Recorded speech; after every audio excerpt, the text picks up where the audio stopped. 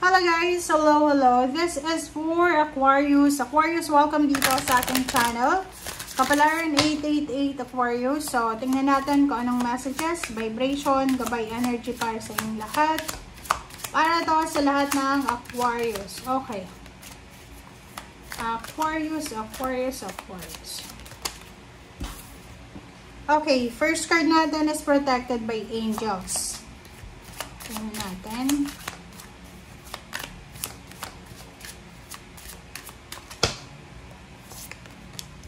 Next is first light and view from above. Wow, Aquarius!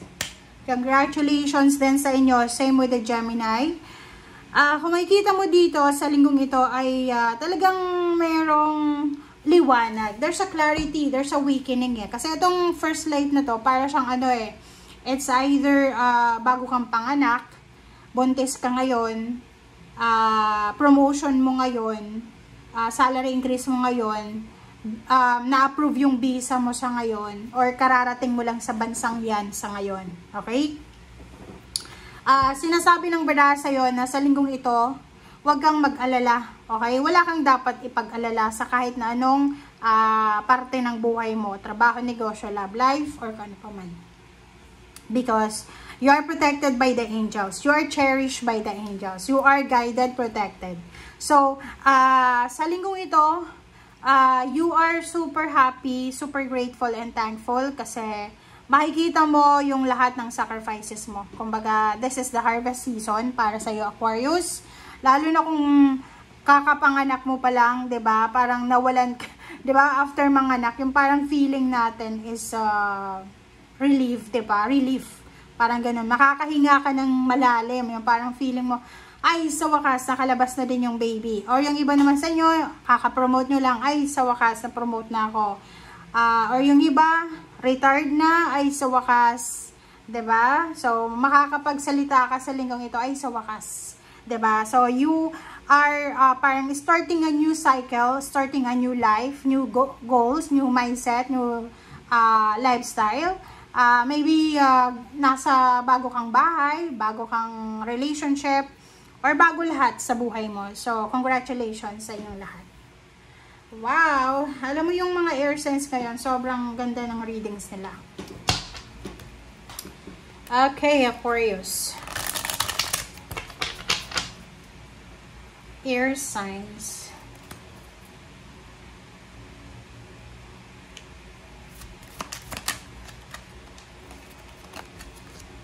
Okay.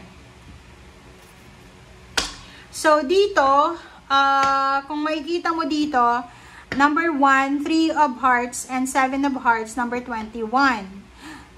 Itong stork na to, this is good news. So, sinasabi ng bara sa'yo na Aquarius, makakatanggap ka ng balita. So, kaya pala excited ka because you're starting a new cycle. It's either change of residence, yun na nga, or pwedeng this is about sa long distance relationship. So, pwedeng naka long distance relationship kayo and sa wakas magkikita na kayo. And the sun, this is the sun, number 3, 3 of hearts. Sinasabi ng baraha dito na sobrang masaya ka. And sinasabi ng baraha sa'yo dito na eto na yung oras talaga para mag-celebrate ka. Okay? So, there's so much things, maraming rason para mag-celebrate ka sa linggong ito. Congratulations sa inyong lahat. Alright? Okay, tingnan natin. Tadaan!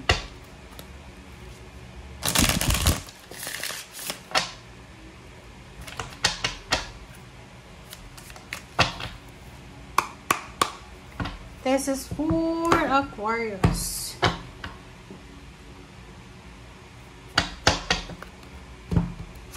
Okay, first card natin is the Battle Wagon. Wagon. 7, Knight of Wands, and Page of Cups. Wow.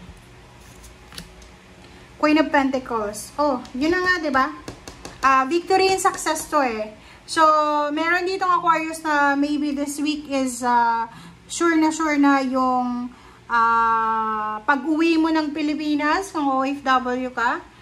Sure na yung pag-uwi mo ng Pilipinas. this Christmas or holiday season. There's a victory coming para sa'yo. So, excitement to. So, may travel kang gagawin.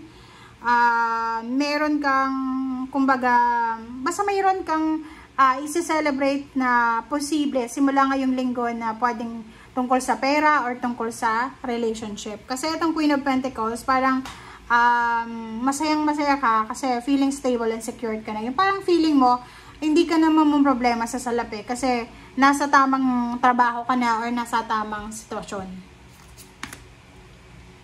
Oh, diba? Trabaho. Wow! So, yun. Congratulations sa inyo talaga. Oh. 9 of Wands. So, nakikita ko sa iyo dito na meron sa inyo dyan talaga, Aquarius, na kararating nyo lang sa bansang pangarap nyo. Okay? Pwedeng first timer na OFW ka, or pwedeng galing ka sa bansang hindi masyadong mayaman na bansa, papunta ka, or nandyan ka na sa pwedeng mayaman na bansa ba yan? Kasi nakikita ko sa iyo dito, you are super happy, contented sa trabaho mo, happy and secured ka sa kung ano man to na kinalalagyan mo sa ngayon. And yun, there's a celebration. But the problem is, dalawa yung start mo dito. So, sinasabi ng baraha sa'yo na kung ano man ang pagbabago, ano man ang foundation na yan, ano man ang security na meron ka sa ngayon, wag na wag mong masyadong ipagkakalat yan, lalo na sa social media, kasi napapaligiran ka ng mga taong pwedeng may inggit sa'yo, or yung mga taong akala mo pinag-celebrate ka sa harap mo, pero sa likod mo pala ay pinagtatawanan ka. So, the World 3, 21, 3, sinasabi ng baraha sa'yo, number 33 din tong The Sun, na maraming blessings, maraming biyaya ka na dapat sarilinin mo muna. Okay? Kahit na sabihin natin na sure na talaga, like for example, sure na buntis ka na, sure na promoted ka na, or nasa ibang bansa ka na, or secured ka na talaga sa financial and then sa relationship, much better daw na ilihim mo muna yan. Okay? Kasi sa panahon ngayon, sa hirap ng buhay, maraming mga tao talaga na nagiging masama na. Kung ma-observe mo talaga, yung mga tao, di ba, parang hindi na tulad noon, nung unang panahon na marespeto, magalang. Yung parang ngayon is puro na lang puro na lang pera, ganon. So, sa'yo, sinasabi ng baraha sa'yo na ang victory and success mo na yan, ay deserve mo yan kasi yan yung pinagpipray mo, yan yung minamanifest mo. And, lahat ng pinagdaanan mong paghihirap sa past ay kumbaga worth it ito na blessings na meron ka sa ngayon. Okay, congratulations and see you again. Bye!